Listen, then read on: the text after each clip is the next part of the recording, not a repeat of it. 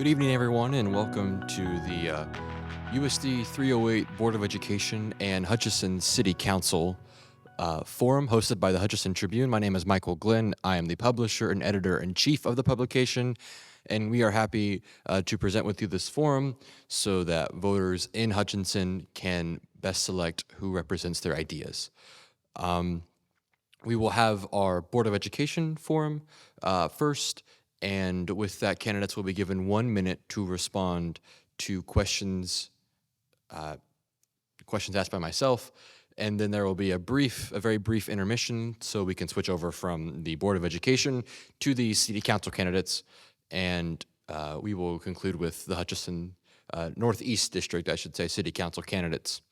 So without further ado, we will begin with introductory statements, and we will begin with Kevin Abbott for this, and we will go down and we'll pass the microphone around.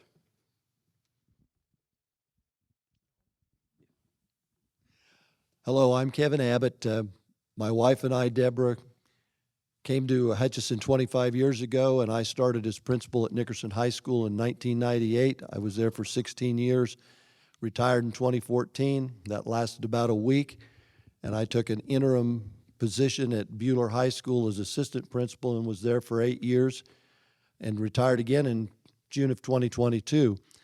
I've got 48 years of experience in public education, 21 as a teacher and coach, and the last 27 in school administration. I have a strong belief in public education.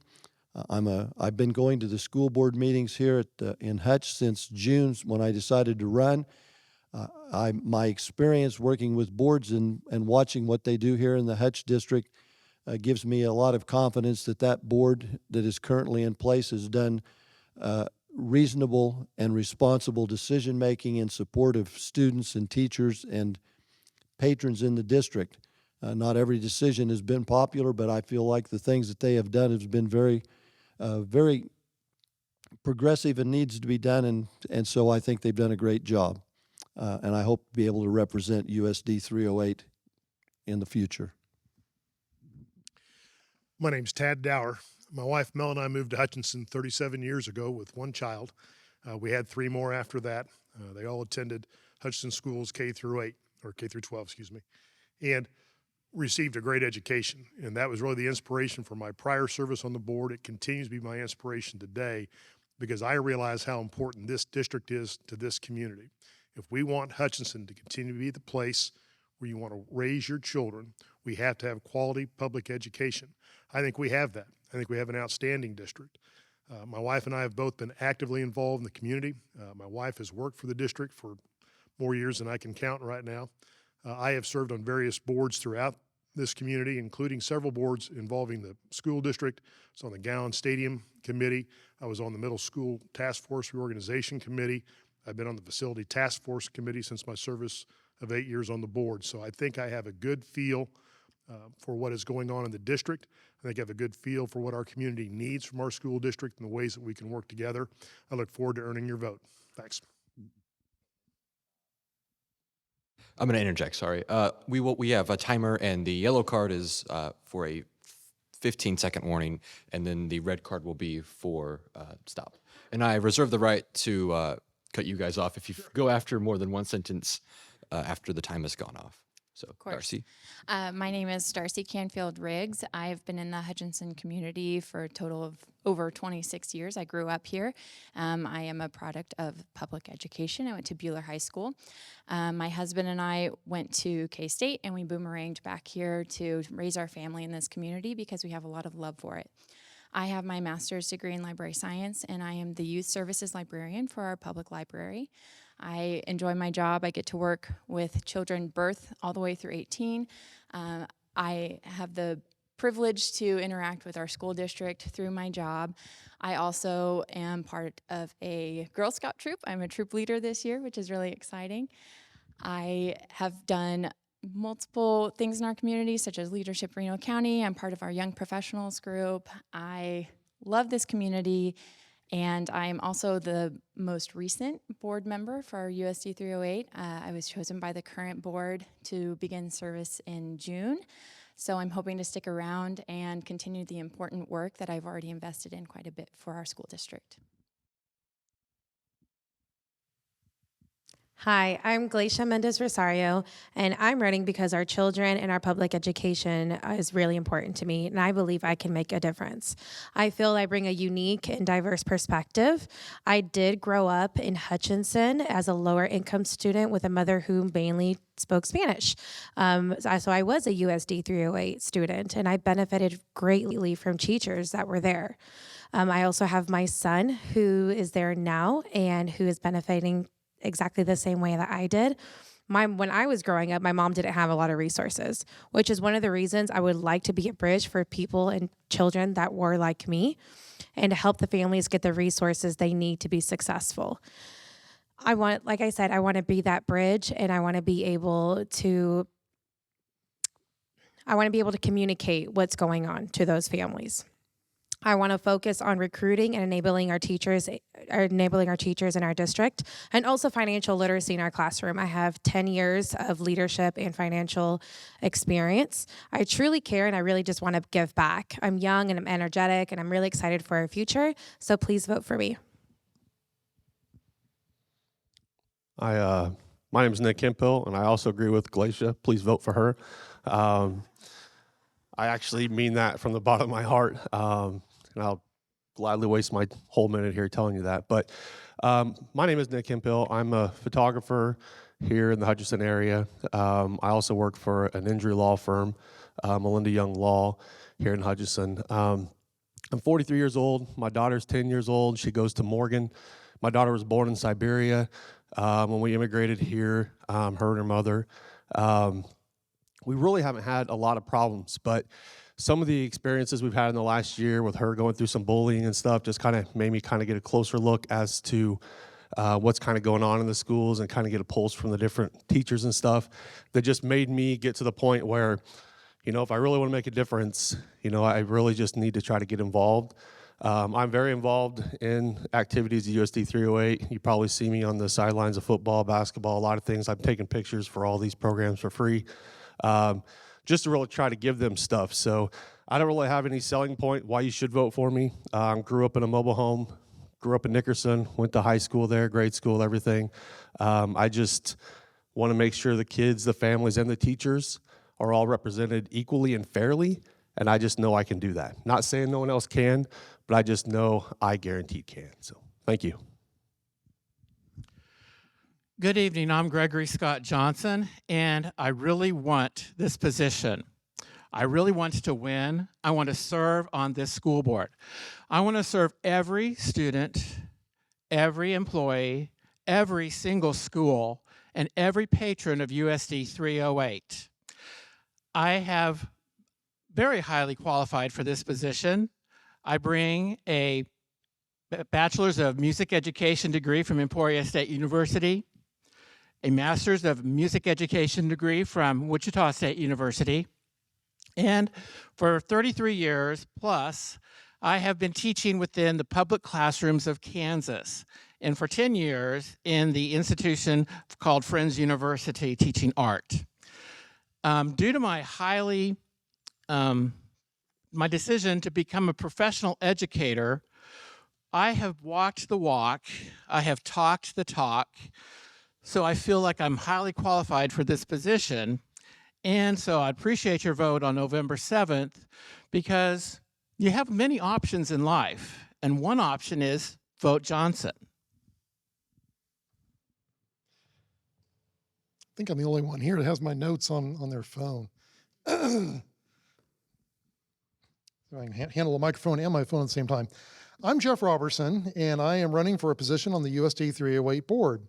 I currently work for the City of Hutchinson in the Information Technology Department. I am a lifelong resident of Hutchinson. I am a Hutch High graduate. I also graduated from Friends University with honors, and my degree is in organizational management and leadership. I also received a mini public administration certificate from Wichita State University. I am also an alum of Leadership Reno County. I'm a proud member of the Hutchinson chapter of AMBUCS, former president, and I'll be president again in a year or so. I serve on the Hutchinson Public Library Board, the South Central Kansas Library System Executive Board, as well as on the Salvation Army Executive Board.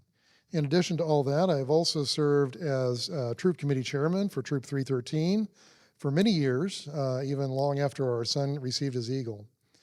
Leadership matters, and Hutchinson is my home. Alrighty. We will take a water break. No, the candidates are receiving the water bottles. And thank you very much. And just while they're doing that, each of you should have a note card by your seat.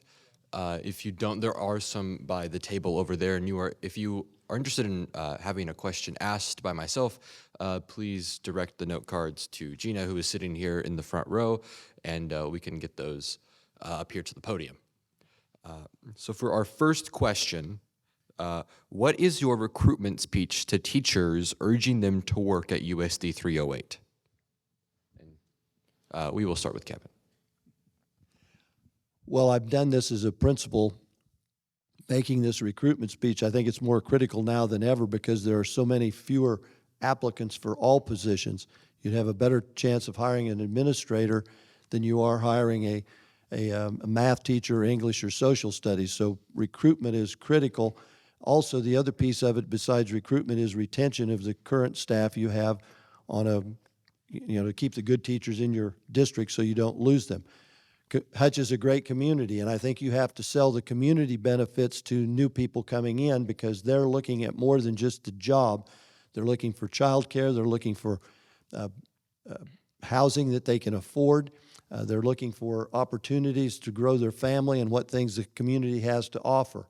From a school perspective, I think you'd have to sell the benefits you have. Veteran staff who can mentor and support those new teachers. And new teachers could be somebody with 20 years of experience, or it could be somebody coming in just new. But those people all need support coming in because they don't know the culture of the buildings. They have to be indoctrinated so that they understand how those things work. You've got strong administration. That helps if you have new teachers. And so those are the things that I would try and bring to the table. Okay. Thank you very much. Ted. I agree with Kevin in the respect that you got to sell your community.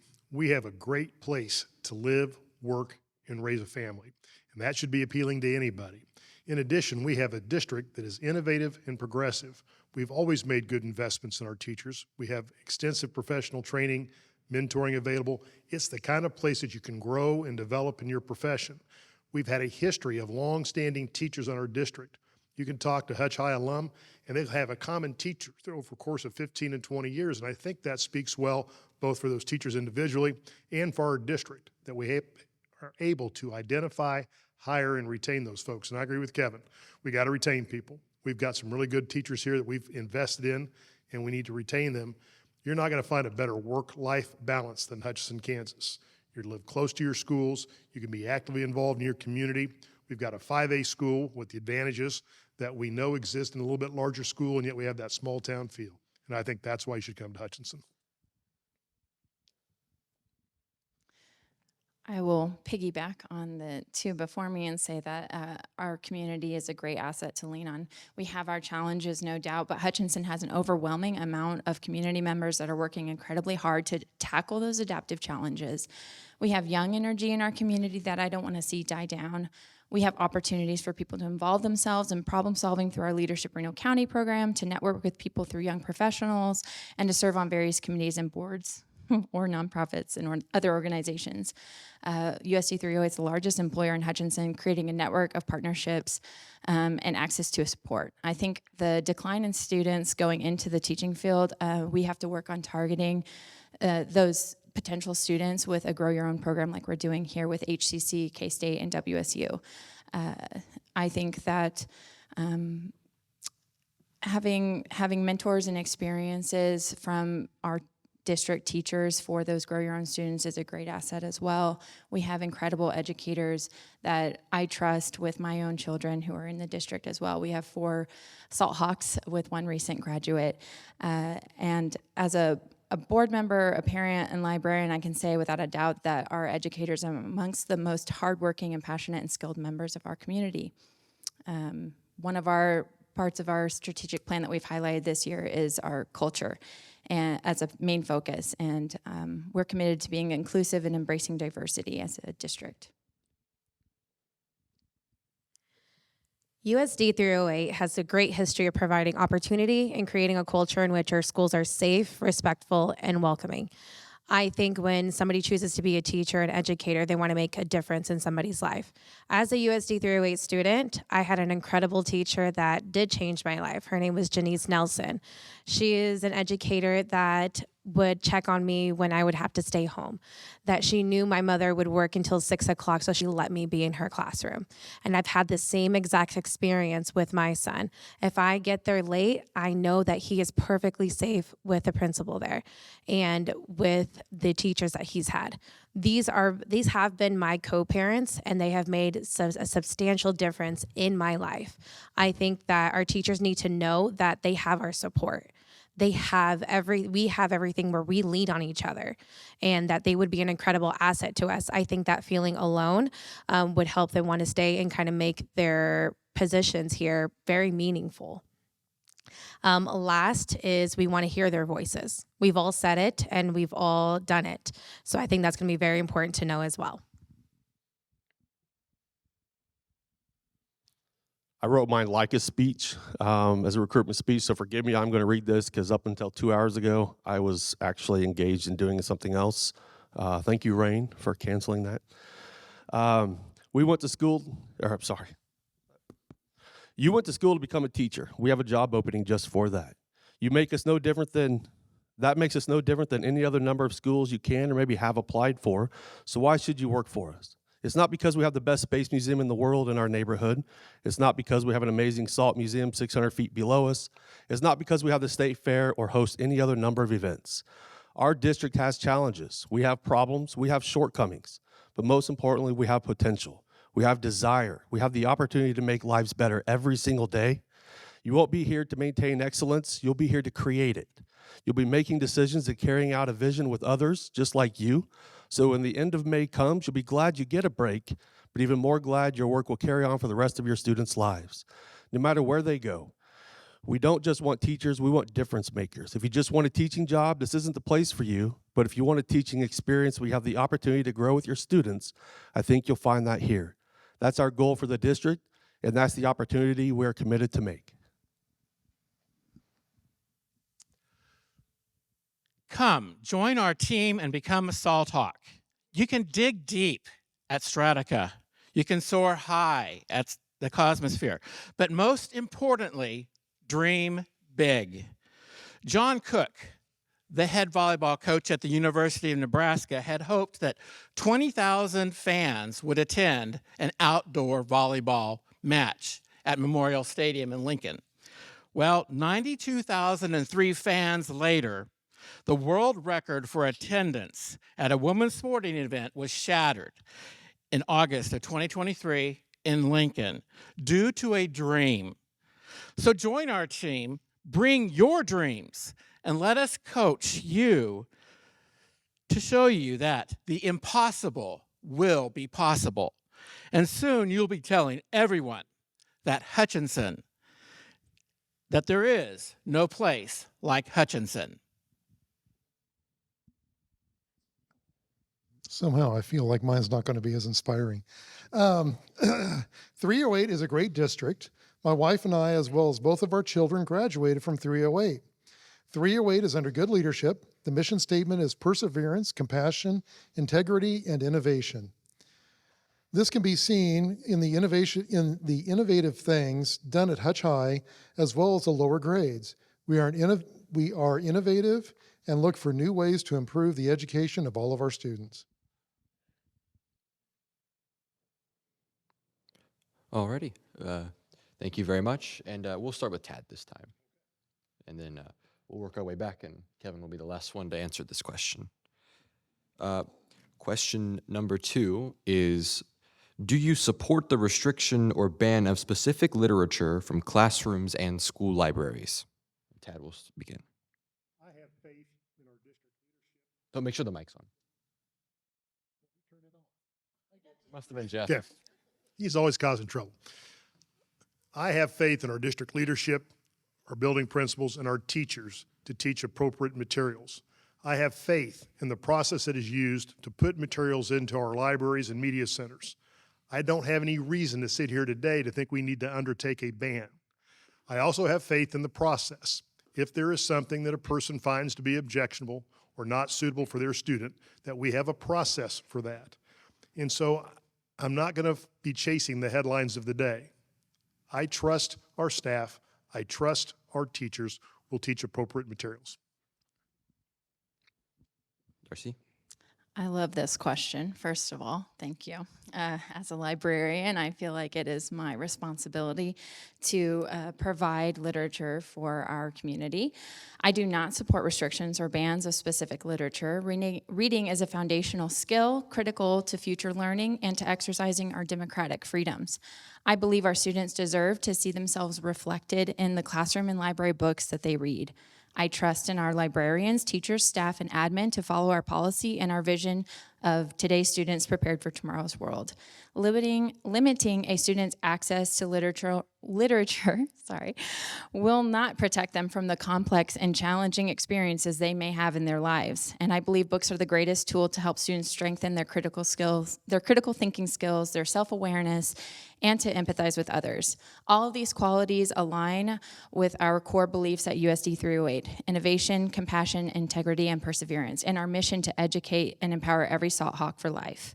I feel that families should support their students in seeking material that compels and excites them and answers their questions and encourages them to be curious. I hope that families exercise making connections with each other by talking about the books they're reading. And if there are concerns, that they work through those together. It takes vulnerability to talk about sensitive topics, but we are stronger and deeply rooted in our own values and connections because of it. Me personally, I do not support the ban on literatures that we have in our schools. As a parent, I do trust my teacher as to be, again, my co-parent throughout this process. They are helping my child grow up. And part of that is letting them have the freedom to choose what they want to read.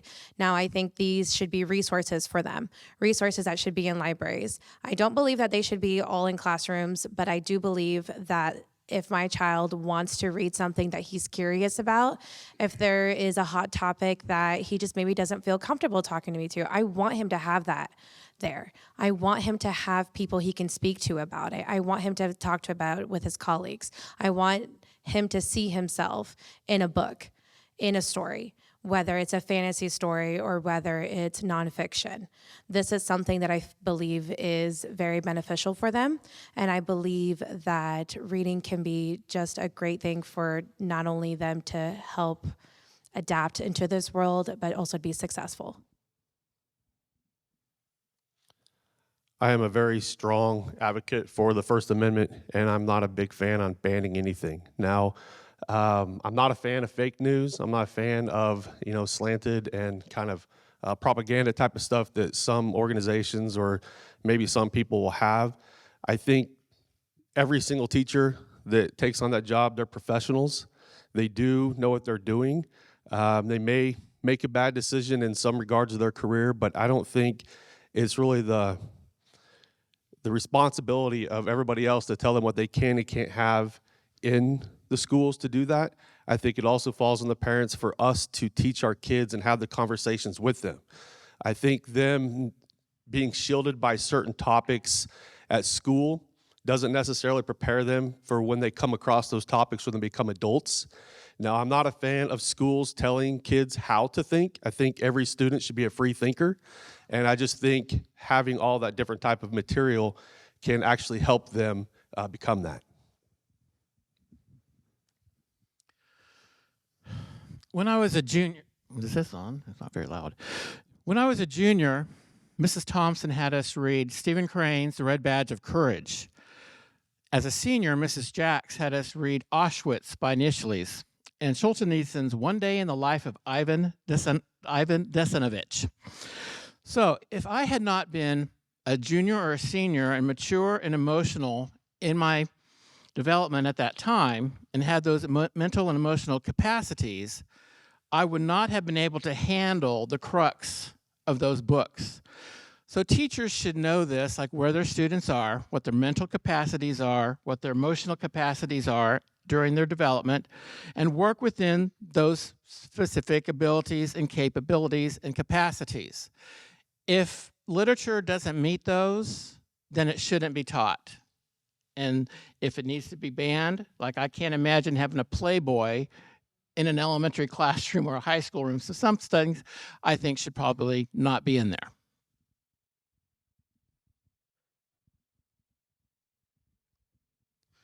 Simple answer for me is no. To quote the Schools and Minors' Rights from the American Library Association, our founders recognized that public schools are a vital institution of American democracy. But education, they also knew, involved more than reading, writing, and arithmetic. Education in a democratic society requires developing citizens who can adapt to challenging times, make decisions about social issues, and effectively judge the performance of public officials. In fulfilling their responsibilities, public schools must not only provide knowledge of many subject areas and essential skills, but must also educate students on core American values, such as fairness, equality, justice, respect for others, and the right to dissent. All right, thank you. We will start with Darcy for this next question. You have an answer? Oh, well, look at me. Okay. Mr. Abbott will answer. I do not support a ban either. School districts all over the state have policies and procedures in place that dictate how books are entered into their library. There's extensive research done on that, as well as textbooks in classrooms. Departments and grade level committees meet, and that's overseen by a curriculum coordinator to make sure that the correct books are selected. I want to share one quick story with you. I was at the board meeting on October the 9th, and a librarian presented information about some policy change. When she was done, and I do not remember her name, I asked her, I said, have you ever had a book, anybody question a book or want one banned? She said, I've been here 26 years. I've never had anybody ever question or want to ban a school book in an elementary library. She then proceeded to tell me that if a parent saw a book or had reservations about a book that they didn't want their child to read, that parent only needed to go contact the librarian, and through the database system they have, that parent can request that their child not be able to get certain books. So there's some protections in place, which I thought were really good. I did not know that was the process, but there are things in place that I think help parents make sure that their children get the materials that they want them to read, so that you are protected and you know that your children have the type of materials that you would like to see them read. So the district does a good job of providing opportunities for parents to be involved. All right, now we will start with Darcy. I apologize for that. So our third question is, teachers have noted an increase in disruptive behavior among students. What specific measures do you support that balance student and parent concerns with safety and discipline concerns of faculty and staff? This is a complex one, and I can't say that I know the exact measures that a teacher should take in their classroom, but like everyone, I have opinions about why we see some of these behaviors. I unfortunately don't have enough time to get into the importance of play as learning and why we shouldn't introduce screens at such a young age. I will try to rein it in. In my work at the library, I have toddlers that run around the room screaming and interrupting my reading and my singing, but I don't call them out for it. Unlike a school, I do have the parents present in the room with me, but I encourage everyone to let children explore in a safe environment. Do things go wrong from time to time? Absolutely. There is chaos when there are toddlers involved. But my job is to offer transitions in those moments, to create flexibility for ourselves, and to explore our curiosity and try something new. We learn without shame. I believe that's what our educators are doing in USD308 as well. So sometimes the students that are the most disruptive are exhibiting these behaviors in a place they feel the most safe and loved. They're testing those boundaries at school. Sorry, Gleysha. This is where I believe USD 308 does a very good job. You know, having a child where hasn't always had the greatest notes. I've always been a big collaborator. We've worked together. What is the plan for my child? What can we do together to help him get back on point?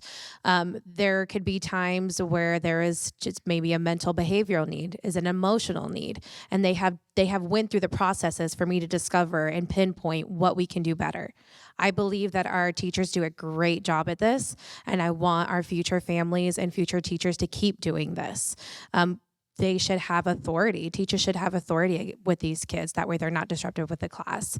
And I think children will push their boundaries, just as so do I. And there's going to be times where there is going to be disciplinary action, but this is where the parents need to be more involved. And they need to be involved in speaking with their teachers with this. This is the number one question why I think elementary school teachers are the most underpaid people ever. They actually are paid considerably less than high school, it seems, when you look at the information. But you got to get the kids young. You know, you got to get them early. You got to get them involved. You got to make them feel like they're just as much equal as everybody else in the classroom. And you can kind of prevent some of that stuff. You know, I grew up, I was a redhead. I was a turd. I won't sugarcoat that. But I had good support channels that, you know, did not give up on me. I had people who would challenge me, and I know exactly where my life turned around. I know exactly all those things. I worked at Bob Johnson's for a year, and I saw, you know, the reality of kids growing up with even less and harder lives than me. And, you know, if you just don't give up on them, you find what works with them, and you involve everybody else, I think there is a solution to it. I think this is one of those questions that the teacher has to be more involved in the answer than a school board, because they're the ones who work with them. School resource officers, more. Teacher adult visibility in the hallways, the cafeteria, before and after school. Universal dress codes between schools. The Wichita Police Department did a week-long crisis intervention training on mental issues and listening cues. I would see if that would be available for students, teachers, or parents. Establish student mentor programs, high school to junior high to grade school, and bring in adults to be mentors. And establish mentor programs within the community for high school students to go out to. Expectations versus rules. Within my classroom, I had a wall that said, you can do anything in this classroom until you cause a problem for anybody, and that includes me. I do not have rules in my classroom. I have expectations. I expect you to do what is right. And the last thing would be community building versus a crowd mentality and survival techniques.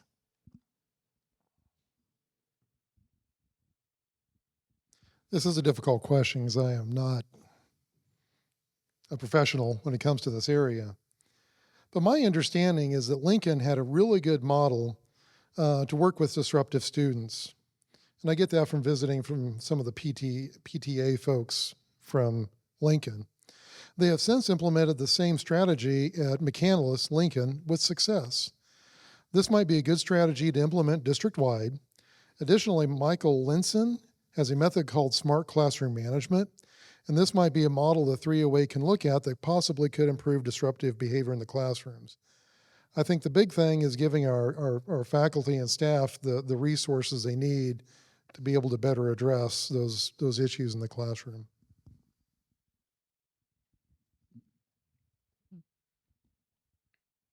It'll go down to Kevin. And sorry.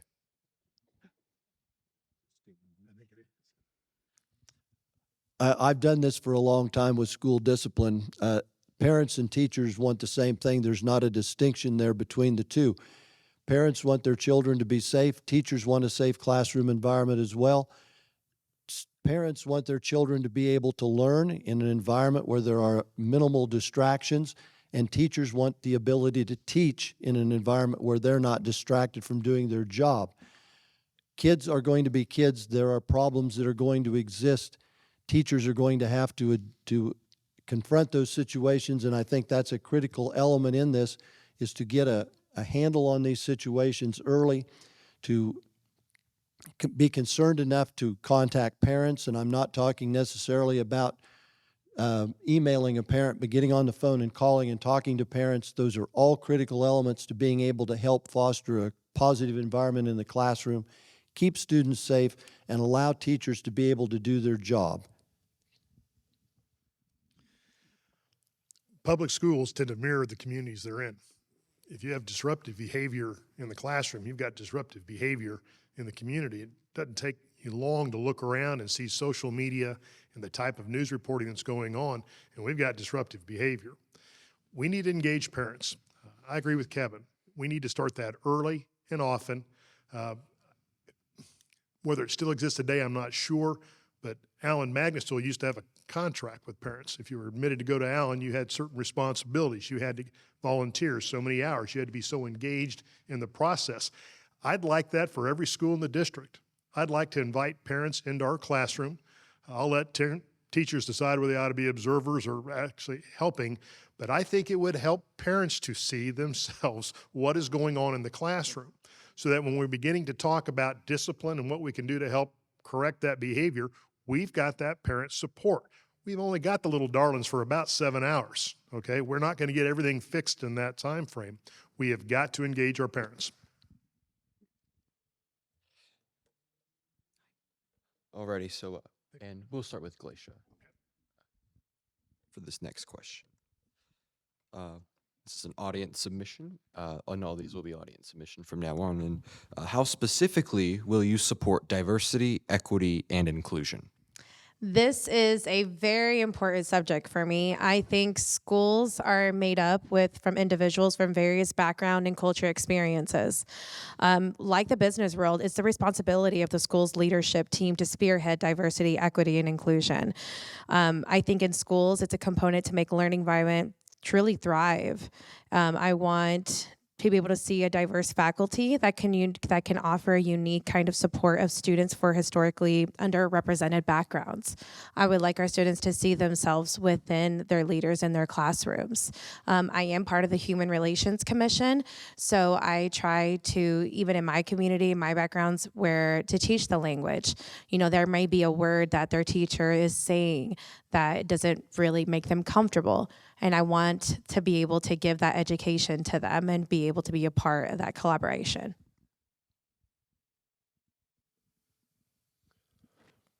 And that's why I want you to vote for Gleysha, because literally the diversity thing is an incredibly important thing to me. My daughter being born 12 time zones away, she's lived in the United States for all but 3 months of her life, and she still gets called an evil Russian. And she's not part of that community, you know, but just by being proud of where she's from and what everything she's gone through, and what we had to go through to get her to move here and stuff, I don't want her to be ashamed of anything. And I also don't want, you know, whether you're Hispanic, if you're black, it doesn't matter what you are, everybody's equal. I mean, that's literally how our country was founded, is all men are created equal. You know, maybe we didn't act like that right out of the gate, obviously, but I think our school does a fairly decent job at it. Our school district does. I think we need to continue to do that. But exactly like Gleysha said, we got to have diversity in the instructors and the people that they're around, because that's how you relate to people. And Gleysha 100% speaks the language of the Hispanic population, and that's one of the reasons I just love this lady.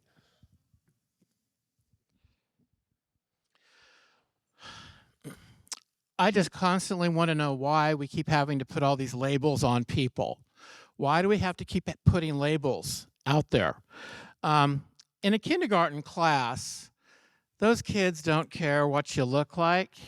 They don't care where you're from. They don't care your nationality. If you got 1 eye, 2 eyes, 5 eyes, you're red, you're green. Kids are kids. They're like that until some adult comes and tells them, you're different. That kid's different. Nope. Stay away from them, they're different. So as adults, we need to think like kindergartners and accept all people, and we need to have people be included within the community. If you get them included in the community, then a lot of the problems will be solved. We live in a diverse community here in Hutchinson, Kansas. USD 308 has a lot of diversity within our community. I agree, why do we keep placing labels on people? We're citizens of Hutchinson. We're Salt Hawks. We should all be one and work together on things. And we need better representation on our boards, not just within 308, but on the city council, even within the library board, even within the Salvation Army Library Board or the Salvation Army Board. We need more diversity in this community to be reflected on our boards within our community. But more importantly, we need to understand everyone and know where they're coming from.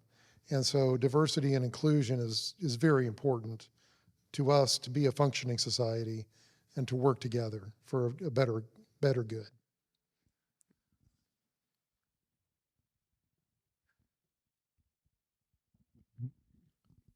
Kevin? Public schools have been the melting pot for bringing kids together, bringing communities together. I have the utmost confidence in students. I've worked at the high school my entire career. Those kids are amazing. They make mistakes, they do stupid things, but they accept each other, they accept the differences that are out there. And public schools take every student. We're responsible for every student that we bring into the building.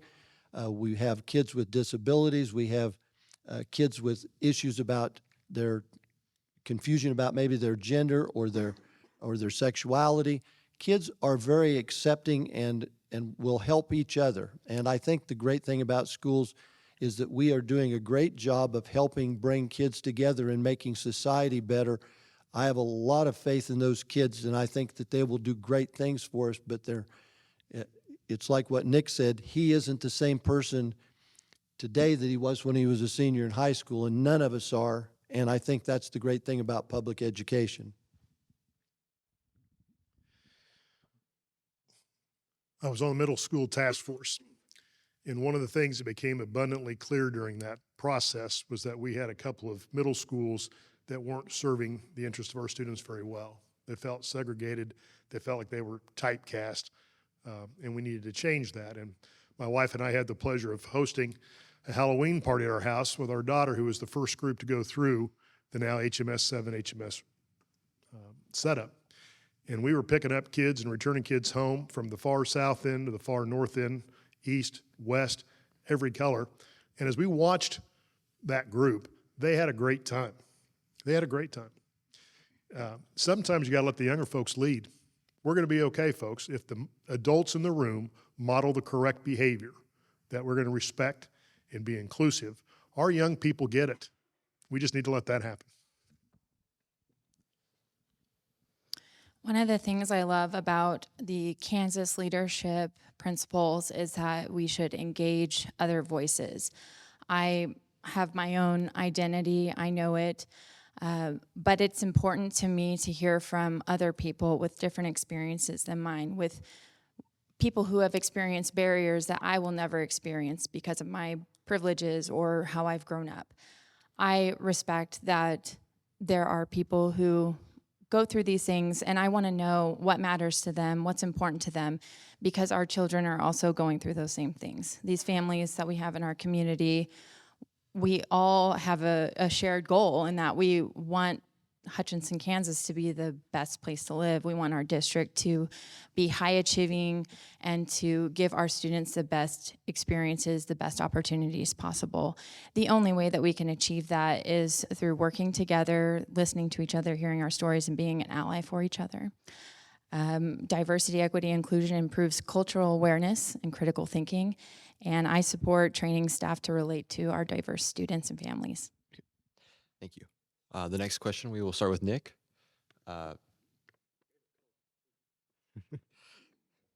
And how will you prioritize communicating with parents? Oh, the mics.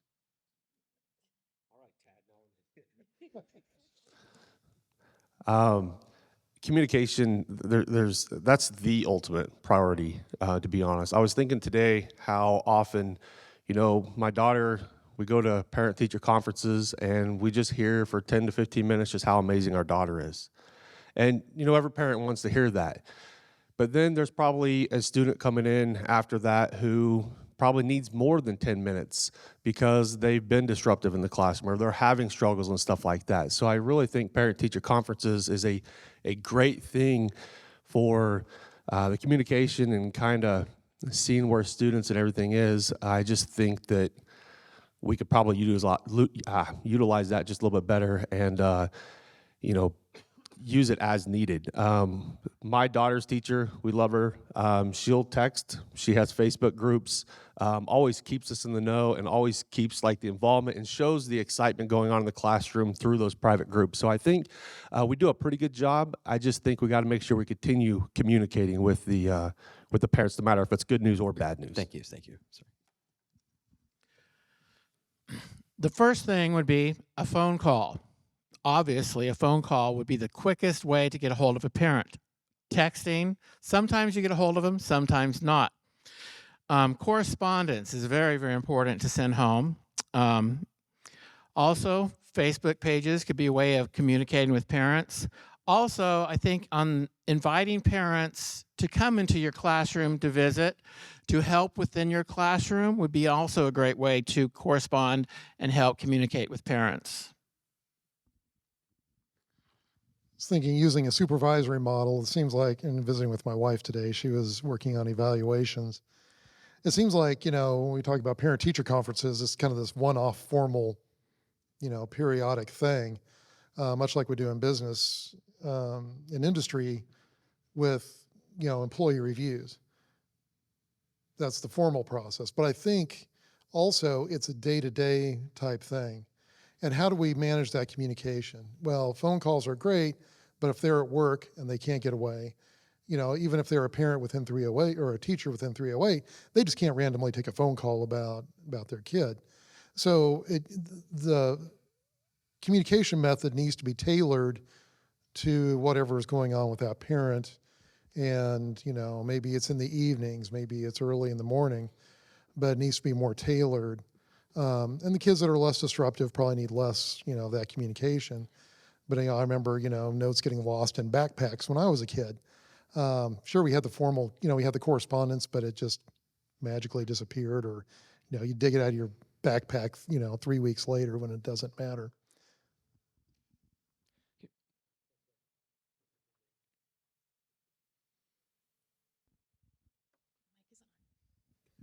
Kevin.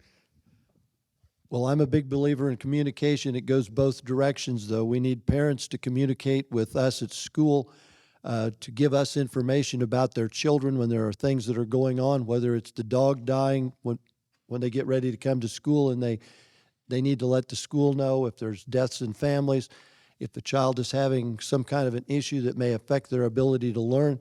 Schools need to know that. Classroom teachers sometimes, I think, are reluctant to share information or call parents because they're concerned that they're going to get backlash. I think schools have an obligation to be proactive and get out there in front of problems and have discussions with parents if they're having issues with students.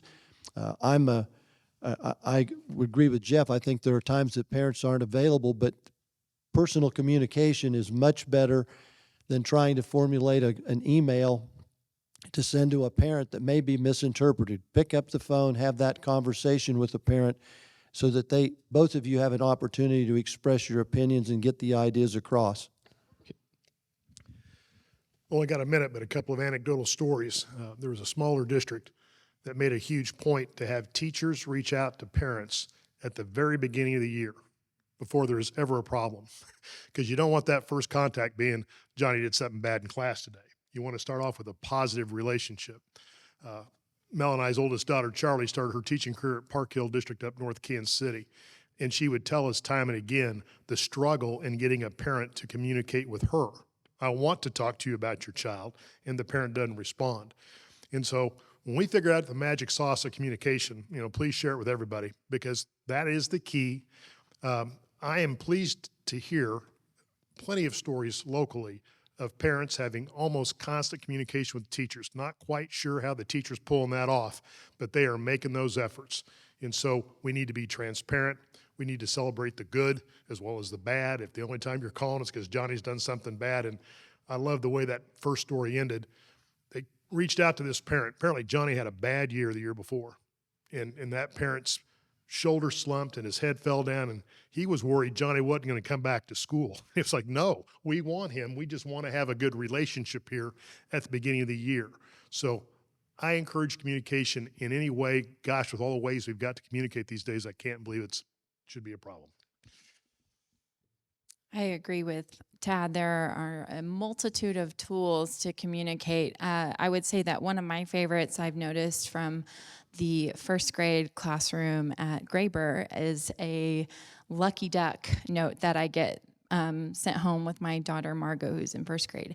When something good happens, there's just a little note with some check boxes that says, you know, this is the behavior exhibited today, and this is why she got a shout out. And it's a very effective tool for both of us because that's something she can share with me and I can talk with Margot about it. On the other end, you know, we have a high schooler that is in our home, and that's one of those areas where we struggle. It's hard to communicate, you know, the expectations we have for our student, along with the difficulty of being a teenager and all of those ways that, you know, school just interferes with so much of our lives. But one thing that's always been important to me and special to me about our USD308 educators is that no matter what the tool is, they will reach out and connect, and it's our job as parents to also connect with them. Thank you. Thank you. As a parent, I feel that's not a one-size-fits-all. There's not one way to communicate. I have seen throughout the years, especially lately, that I've been getting different types of communications, which I really appreciate. I'm getting text messages. I'm getting emails of things that are going on not only in my in one school, in all the schools, and that's something that I feel like it's really engaging to me. So I like the emails, the texts, the calls, the apps that each teacher has. It's been absolutely incredible. What I would like to see is sometimes things in different languages, being able to do that. That way for those families that don't fully understand it, don't have to have their child translate. So that's something that I would like to see. I really do appreciate the activities that we have.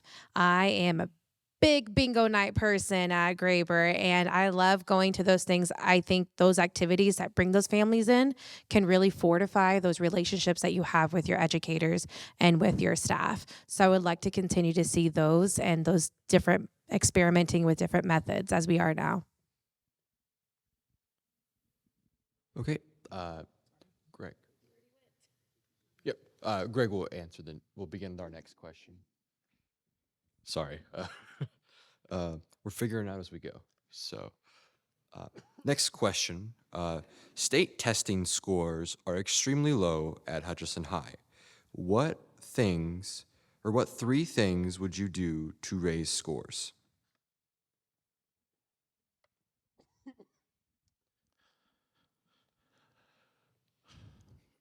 Okay. First thing, you'd look at the curriculum and see if it meets the state standards. You'd also try to bring in workshops to help pinpoint specific areas that students are struggling in. You could also have, like I said before, mentoring programs of other students who really get chemistry really well to help those students that struggle at chemistry. Those that understand music really, really well to help those that have no clue about music. Which I think that would be very important, is to utilize the resources that you have and to help improve the scores. Also, my wife taught special education for a long time, and each student had an IEP. Maybe each student should have an IEP drawn up on them to figure out where they struggle at, what they're good at, and then score towards that, to the ultimate goal of raising those scores. This debate's been going on for a very, very long time. I know. Well, no, not this. I remember when we were in, junior high and high school. Yeah, I did junior high, Central Junior High kid. There was a lot of talk about test scores and, it's like, okay, well, we'll teach to the test. And so they may not know anything else, but by gum, they can answer those questions on whatever state assessment was. And so then there was this whole thing about, well, are they really learning anything? They're spending all this time studying to be able to regurgitate information, but not really learning. And I understand the importance of state tests because I'm sure there's financial implications with that and everything else. But I think, maybe looking at the curriculum and making sure that the students are more well-rounded in their education and are able to better come up with better answers for those questions.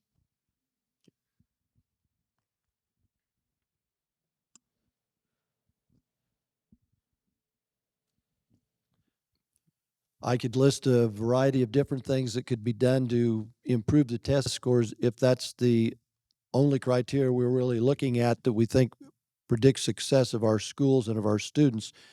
I'm not a big believer that that those state test assessments are a valid indicator of what the ability level is of students. It is not a valid predictor of what they're capable of doing.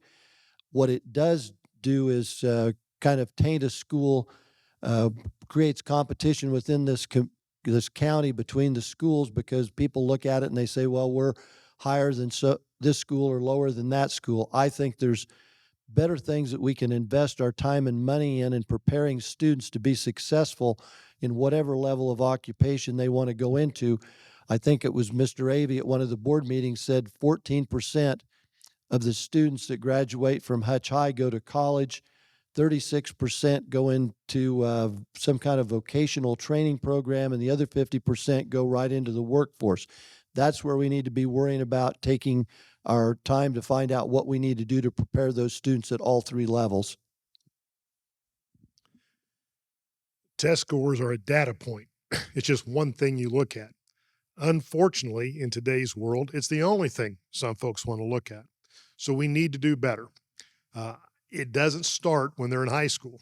It starts when they're coming into your system. We've got to get our third grade reading scores up. We need to make sure they've got the fundamentals in place. I think those will follow, and I don't disagree with Mr. Abbott. We have a great high school. You look at post-graduation success rates, that's a measure Hutch High does pretty well on. Our kids, where they are, what they're doing, are they applying the skills they learned in high school to further their life? We do well on that, and that's an important thing to focus. And I want to help educate people about test scores because it's far too easy to let that be the only thing you look at, and that just isn't accurate.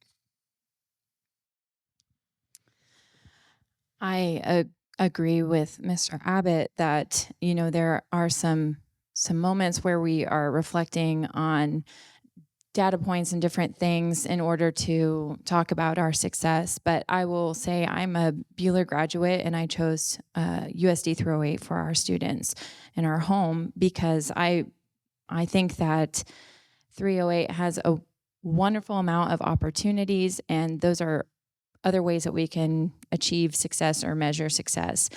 I don't think that, with state testing, like Jeff said, there's some rote memorization going on there, and that's not a measure of success either. Unfortunately, test scores are a necessary evil, with some of that. That's how we get our funding and our support.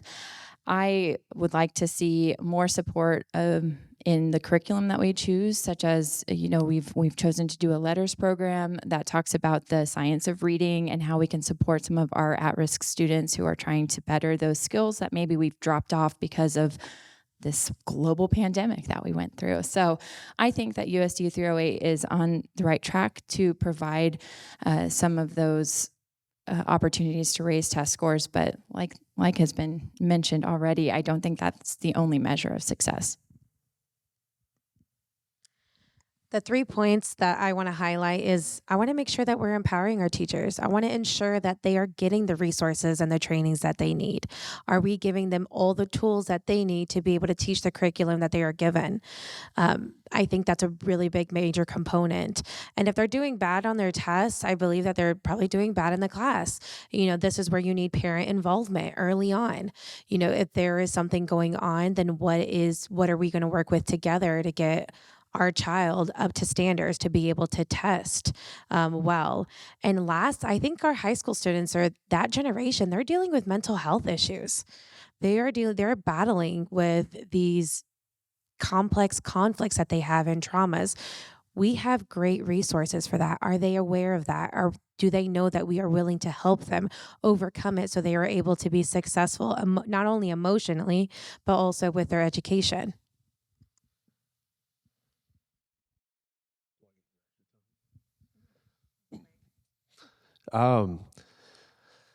Test scores are a tough thing for me to argue the merits, unfortunately. Some people are good about taking tests. Some people are horrible about taking tests. You can be a 70% test taker and be 100% success at doing things. I was in the slow math class in 8th grade because I sucked at taking a test in 7th grade.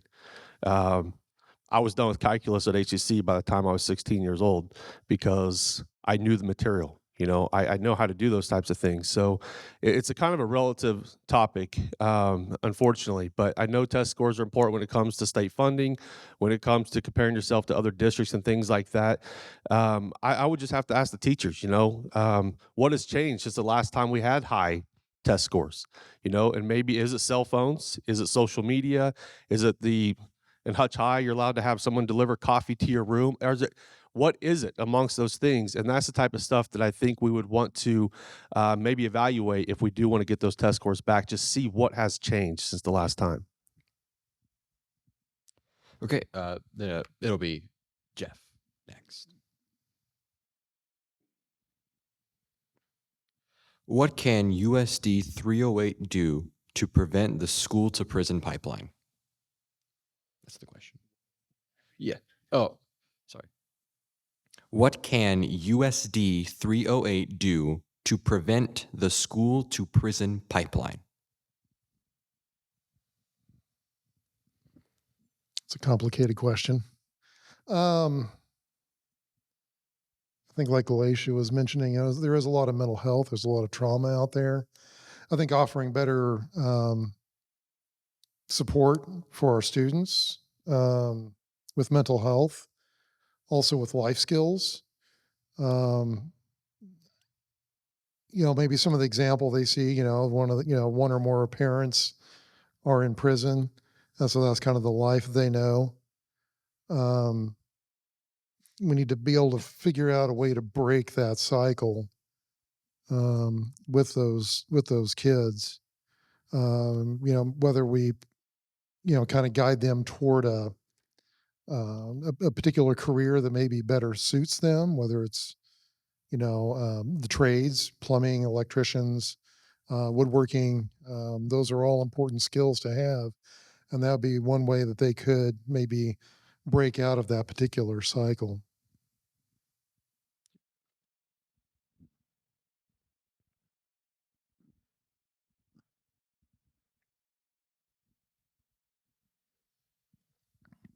This is a difficult question. I think a lot of this comes down to schools being great at building relationships with kids across the spectrum, being advocates for kids, working with them, having kids have an opportunity to find somebody that they can confide in when they have problems. And then kids have to be held accountable. But having done this for 27 years, I can guarantee you can't punish people into having better behavior and making better decisions. You can help them, you can lead them, you can provide accountability, but kids are going to make mistakes. And we have a responsibility as adults, not only in the school building, but in the community, to help those kids move forward and help them make better decisions and provide them opportunities to where they have a chance to do meaningful work around great adults who will help them move forward and become responsible adults?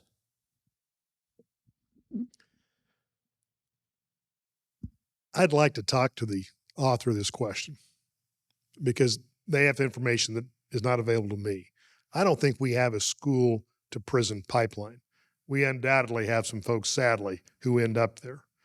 But when I reflect back on my experiences, I'm thinking of my oldest son's class in particular, we had a school to med school pipeline. We got plenty of doctors in that class, plenty of professionals. I look at some of the other young people in my children's classes, and they're successful business owners in this community, whether they went on to college or not. So I think we got a lot of positive things happening in 308, and I'm not sure what this connotation of school to prison pipeline is, but folks, there is certainly a breakdown in the American family. And I think that contributes to some issues. We need to, again, engage our parents, work together to help nurture our young. I think we can help this. My wife taught at the high school, didn't teach at the high school, worked at the high school for a number of years. And it was amazing the story she would tell of young people with no apparent supports in place that were thriving. And I think they were thriving because of themselves and because of the teachers that supported them. So to me, I feel like our social emotional learning is important in order to connect with each other. Understanding each other's and having an emotional intelligence and conflict resolution skills are essential to all students achieving some success. And I think that 308 does a wonderful job incorporating social emotional learning into the classroom. Along with that, I personally believe that discipline does not require shame and punishment. It is a conscious effort between a mentor and someone who is struggling to achieve. So that I have a favorite author. Her name is Dr. Becky Kennedy, and she has a book called Good Inside. And something that Dr. Becky talks about is understanding that our children can be going through a hard time, but they are good inside. And so as adults, we need to take those moments to be curious. It's hard not to react, but I think that when we have students that are struggling, we have to say, like, what is our most generous interpretation of what is happening to this child? This is where I believe Hutchinson, the community, is at their core. I think it takes all of us. I think that there are some children that just don't have the parents that are going to enable them to do better, be better. Something that I tell kids around me is adversity makes you resilient. It makes you work harder. And I believe that in USD 308 that we do have our educators that see that in our kids, that believe in them, that have those really strong relationships. I will say even my sister, who is a student at Hutch High, who was dealing with mental health issues, had an incredible counselor, Carolyn Morris, that saved her life. And that is something that I want to continue to happen on there. We are all in this together, and this is why we are all sitting up here, because we want our children to be good members of society, to be future leaders here. So I believe it takes all of us, not only parents, teachers, staff, but it takes our community to help our children grow and be successful. I heard a quote back in the 90s in a movie. The choices we make dictate the lives we lead. And I do think that, you wind up in prison. Unfortunately, there's false accusations out there, don't get me wrong, but I think most of it is from the choices we make in our lives. And I don't know if the school necessarily has the solution for that. And a personal experience, I got an uncle. This guy's been in prison over half of his life. He's got 20-something DUIs. My dad, raised by the same people, amazing man. Never seen the inside of a jail, raised the exact same way. It's the environment that they have outside the home sometimes that has the strongest effect. So as long as we continue to raise our kids to be good influences on other people, I think that helps a lot in the school setting. I just did senior pictures fairly recently. A kid was suspended because he was smoking inside the high school here in Hutchinson. And mom is an amazing woman. No nonsense. She would have smacked him upside the head, I guarantee it. But when they're at school, they're outside of our control. And so the only thing we can really do is just hope that we have the right people, the right environment and stuff like that, and we just teach them at the end of the day. You know, I make sure my daughter gets out of the car. She sees me every night before we go to bed, always says she loves me all entirely on her own. And I think as long as, you know, we do everything we can help make those other people's lives. So, because some of us are luckier than others, and I just think we have to do this all as one. I think the core thing would be involvement. Get kids involved in something, athletic, cheerleading, sports, especially music, student council, something. If they have something to be involved with, then they start to have a community within that organization. They have some roots to go from. And if they're involved in something, then they care about something. If you care about something, you're going to do something with your life. Because you're going to also, by caring about something, you're going to develop something called pride. Pride within yourself to do something. So I think involvement is the key. And also, teacher relationships with students is very important. And mentoring, like I've spoken before about mentor relationships, that helps kids along the path. There's also a lot of training by Ruby Payne to help break this cycle for teachers to take. Yep, we'll go down to Kevin. We will start over the chain.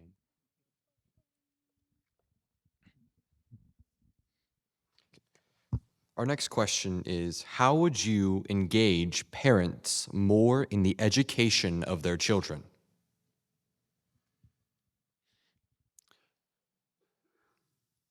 Well, getting them involved and keeping them informed, communicating with them on a regular basis, not only administratively, but classroom teachers. Again, this involvement with students and activities is a critical piece to helping them, and that gets parents involved in the school more. I just think it's the whole part of this is being able to communicate with parents and having them respond.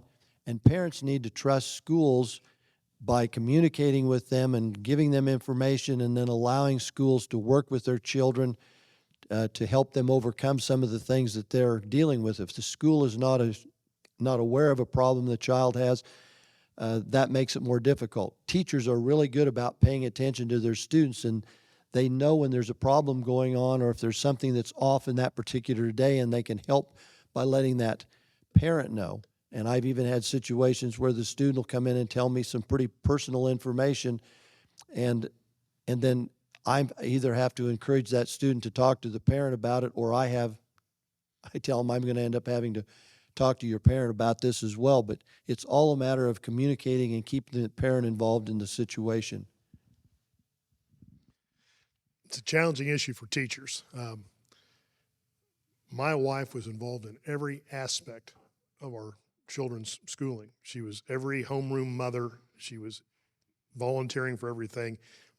She had the ability to do that, and that was a blessing, not just for our kids, but for the other kids in the classroom. Not every parent has a good educational experience.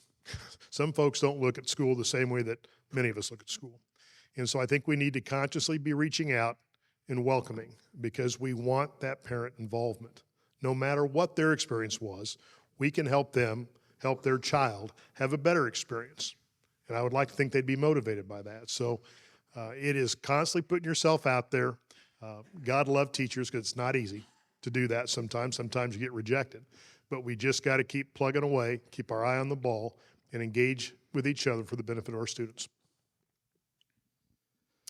I think that our community has a big stake in this. We have to engage as a community in order to help model that for our families and our students in our district as well. I was really excited when Principal of Graber, Jesse Ediger, came to the school board meeting and asked us to consider doing an early release day in order for our students and our families to go to Main Street and have it all decked out for our homecoming parade. And that was a really great experience. I know not everyone in our community can afford to take off work or do those things, but if we can continue to share those exciting activities or moments together, then I think that we can work on those special partnerships. The schools all have family nights that they often will reach out to community members for partnerships. I know the library has hosted some of those family nights, and it's a great way for not only our families to feel support, but to also just engage more altogether outside of just the classroom. I believe just showing them that they matter. I want to empower them to use their voice. So part of the reason that I want to do this is I want to be a bridge with our hardworking families and our educational system. I grew up in a community where things were just the way they were, and that's the way that you're going to do it. No, I want them to know what's going on. I want to be able to go with the people that I know and tell them, all the decisions that are making, and that they have a voice. There is a way for you to go, and there is a way for you to, if you don't agree with that decision, to give your opinion. What do you think is best for your child? I think there's so many family members that they just don't realize the power they actually have in our community. And that's something that I really want to empower. I want every parent to know that just by collaborating, they can do and they can make a change. I think inclusion is one of the most important things you can possibly do. When you have you're part of a team, you're part of something, you take much more, you have a larger sense of pride. You will be more involved in things like that. There is kind of a stigma. If you play football, you're going to be included in a lot of other things. You play basketball, you're going to be included in a lot of other things. Just find ways to get everybody involved to where the parents can be just as much as excited about what their kids are doing. Even if it is as simple as, art class or, they're in the band and those types of things. And I've seen those parents love that. And I've been asked by, I can't even tell you how many hundreds of different people over the year asking me, hey, can you snap a picture of my kid doing this? Because they're so proud to see them doing that. And I think the same thing happens in the classroom. I think teachers should really encourage the students to ask the parents what they know about things. Like I could probably do calculus in my sleep. I mean, math, astronomy, I probably know more than anything I know of all other topics. And so I don't want to be the person who's trying to overshadow the teacher, but I think parents have a lot to offer these kids through life experiences, and I think we should encourage the kids to trust what their parents have to teach them as well, and so they don't have to feel like, oh, well, they didn't go to college, so they don't know all this stuff. But there's a lot of value in the education with these parents, and I hope the kids utilize that. Well, I would invite them in, ask them questions. And I think you kind of must have looked at my notes because I said, what are you good at? What skills do you have that you possess that I don't have? I can play a grand piano like nothing. Ask me to fix something at our house, and my wife says, write the check. I can't do it. But there's other people that could do that within the class to have them come into your classroom. Utilize their skills. Where do they work? Where I taught at, this first grade teacher took these students every single place for field trips to watch people how they worked, where they worked, the post office, the grocery store, the bank, wherever. So find out what they're good at, where they work, get kids involved in that, and then you'll get parents involved also. Also, know that you see them, that these parents are not invisible, that you see them. When our children were younger, my wife and I spent a lot of time doing field trips and being very involved, PTA. Can't tell you how many band trips I went on, riding in the equipment truck. We were fortunate enough that we were able to do that with both of our kids. And I think that the parents that are out there that want to be involved are involved. But I also think we need to understand the situation some of the parents are in. Maybe they're a single parent. Maybe they're working 2 jobs just to keep a roof over their head. It would be difficult for them to be involved with that. And so I think finding out, I often talk about with social media, I'll hit them where they live, understand, what that parent's going through. Maybe they're working 2 jobs and they have 3 kids as a single parent. So understanding, okay, maybe they want to be involved, they want the best for their child, but they just can't be there. And so understanding, for the for the teachers to understand, okay, this parent's not available in these times. How do we get them involved to keep them in the loop with their children?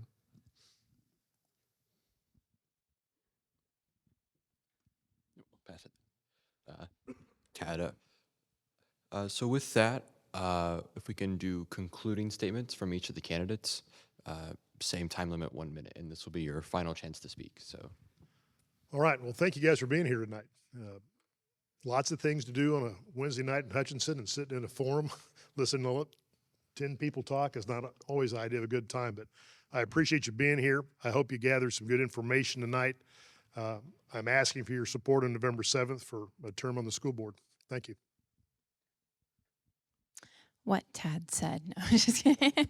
Again, I also appreciate that you took your time to be here to listen to us, to ask us some really great questions. I am extremely passionate about this district, and I want so many wonderful things for the youth in our community. I love working with children, and through them, I've also met so many teachers, administrators, families. I just can't say enough good things about this district. And like I said before, I am the newest member to the school board. I'm still learning a lot, but I'm extremely passionate and really invested in the work that we're doing. And I'd love to have your vote to stay on. I feel that I bring a few strengths to possibly be a board member. I have great organizational leadership and teamwork skills. Since my son is a student in USD308, I have a personal stake as well. I bring financial literacy skills, and I'm determined to make our skills the best environment for both our children and our educators. As I said, I bring a unique and diverse perspective, and I feel I can build a bridge for families that are not being heard at this time. I want to be able to be that person that they can talk to, and maybe the terminologies that are spoken at these meetings, I can communicate that to others as well. And last, I want to focus on enabling and recruiting our educators to continue to help us educate our students.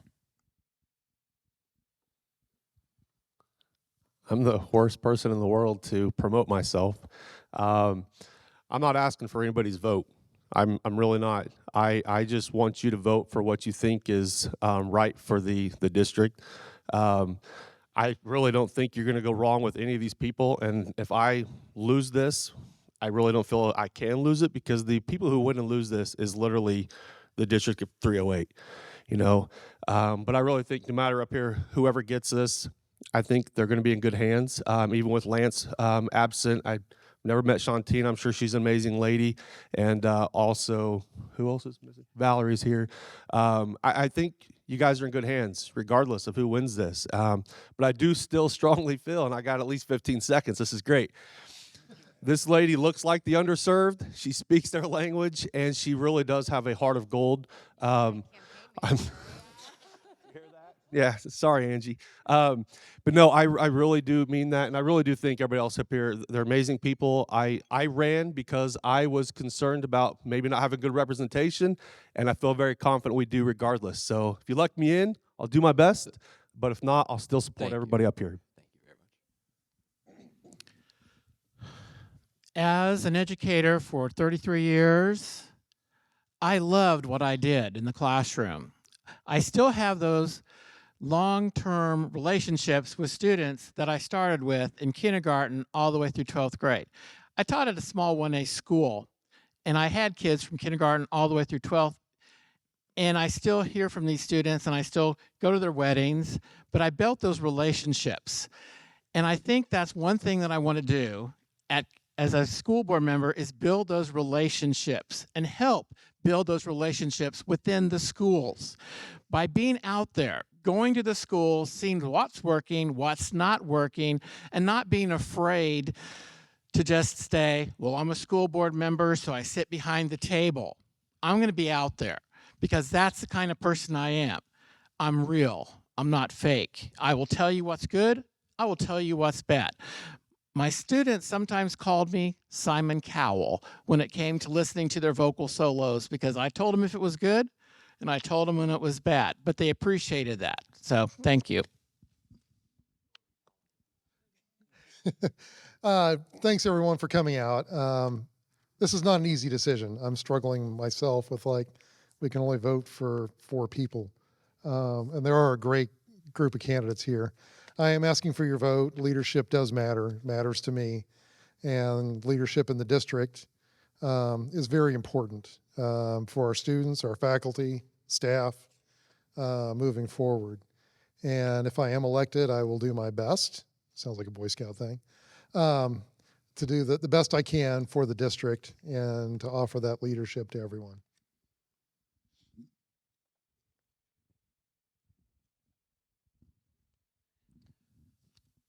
I feel that Hutch has an excellent group of people in their educational system. I feel like the community and the parents and the students are fortunate. We've got strong administration at the top that helps guide the ship.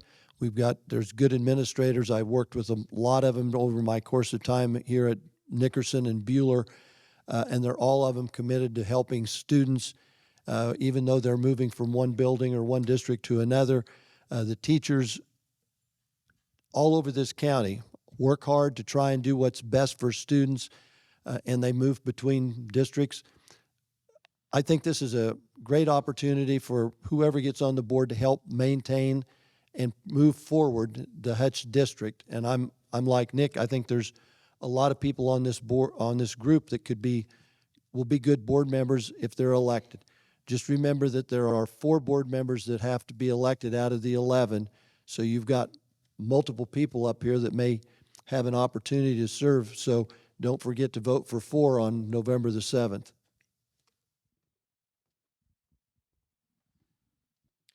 Well, thank you all very much for attending. And I'd like to make just a quick comment. Lance Patterson and Valerie Gibson-Smith had prior work commitments, and they weren't able to get out of those. And Shantina Tipton had a family emergency last minute. So they were unfortunately not able to attend this evening. But we will take a brief intermission, less than 5 minutes, to switch over to our city council portion. Thank you all thank you, school board candidates, for attending. Oh, yes. Yes.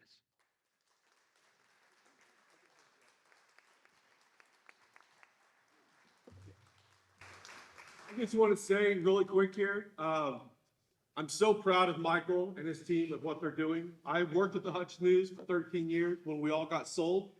And so some young person like this, building up this thing like this and making these possible, I think this is a really good sign of our community. I believe he goes to Trinity, right? So we won't hold that against him. This is literally a representation of what we have going on in this community, and he's going to be what keeps the news and things like that going strong. So thank you all very much for following him. Thank you all.